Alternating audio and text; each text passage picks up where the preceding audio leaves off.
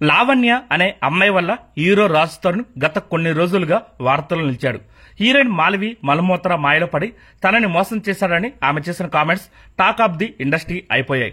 అదే మాల్వి మల్హోత్రా రాజ్ తరుణ్ జంటగా కలిసి నటించిన తిరగబడరా స్వామి సినిమా ఇవాళ థియేటర్లకు వచ్చేసింది. రచ్చ వల్ల చర్చలో నిలిచిన ఈ సినిమా ఎలా ఉంది ఏంటన్నది ఇవాళ రివ్యూలోకి వెళ్ళి మనం తెలుసుకుందాం. ఈ సినిమా కథ విషయానికి వస్తే సమాజంలో తప్పిపోతున్న చాలా మందిని వాళ్ళ సొంత వాళ్ళ దగ్గరికి చేర్చే అనాథ కుర్రాడు హీరో రాజ్ తరుణ్.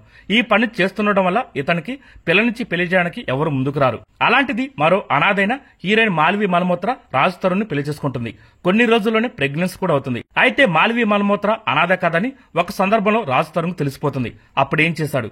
ఇంతకీ కొండారెడ్డి అనే గుండాకి మాల్వి మల్హోత్రాకి సంబంధం ఏమిటి? చివరకు ఏమైందన్నదే ఈ సినిమా స్టోరీ. ఈ సినిమా ఎలా ఉందంటే లావణ్య అనే అమ్మాయి వల్ల రాజ్ తరుణ్ తో పాటు తిరగబడరా స్వామి సినిమా కూడా వార్తలు నిలిచింది. కానీ అనుకున్నంతగా ఇందులో ఏమీ లేదు. టాలీవుడ్ లో చాలాసార్లు చూసేసిన కథతోనే ఈ సినిమా తీశారు. పోనీ ఏమైనా సర్ప్రైజింగ్ ఎలిమెంట్స్ ఉన్నాయంటే ఏమీ లేవు.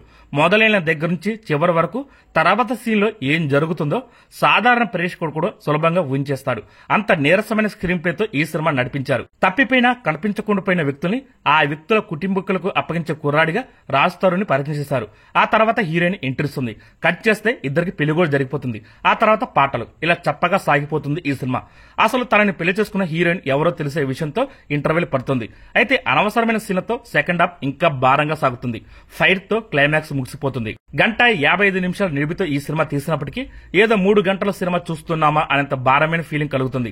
అప్పుడెప్పుడో 1990లో రాసుకున్న కథని ఇప్పుడు ఎందుకు తీశారు అనిపిస్తుంది. అసలు రాజ్ తరుణ్ ఇలాంటి సినిమా ఎందుకు చేశాడా అనే సందేహాలు కూడా వస్తాయి. ఇందులో హీరోయిన్ ప్రెగ్నెన్సీ తో ఉన్నట్టు చెబుతారు. కానీ ఒక్క చోట కూడా పొట్ట ఎత్తుగా ఉన్నట్టు చూపించారు. ఇలాంటి లాజిక్ లేని సీన్లు సినిమాలో బోలెడు ఉంటాయి. ఇంకా నటీనటుల గురించి మాట్లాడుకుంటే రాజ్ తరుణ్ మంచి ఎనర్జీ ఉన్న నటుడు. కాకపోతే ఇందులో అతడి యాక్టింగ్ స్టామినాని సరిగ్గా ఉపయోగించుకోలేకపోయారు. ఏదో అలా చేశాడంటే. హీరోయిన్ మాల్వి మల్హోత్రా యాక్టింగ్ పర్లేదు. అలాగే విలన్ గా చేసిన మకరం దేశపాండే పాత్ర బిహేవ్ చేసిన విధానం మరీ సిల్లీగా ఉంది. గ్లామర్ షో చేసేందుకే మన్నార్ చోప్రా పాత్ర ఉంది. మిగిలిన పాత్రలన్నీ ఏదో ఉన్నాయంటే ఉన్నాయి. ఇంకా టెక్నికల్ విషయానికి వస్తే యజ్ఞం, పిల్లా నువ్వు లేని జీవితం సినిమాలు తీసిన డైరెక్టర్ ఏఎస్ రవికుమార్ చౌదరి మరీ ఇలా అయిపోయారంటే అనిపిస్తుంది. పాటలు పర్లేదు, బ్యాక్గ్రౌండ్ మ్యూజిక్ మాత్రం మరీ లౌడ్ గా ఉండి తెగ ఇబ్బంది పెట్టింది. సినిమా ఫోటోగ్రఫీ, నిర్మాణ విలువలు ఓకే.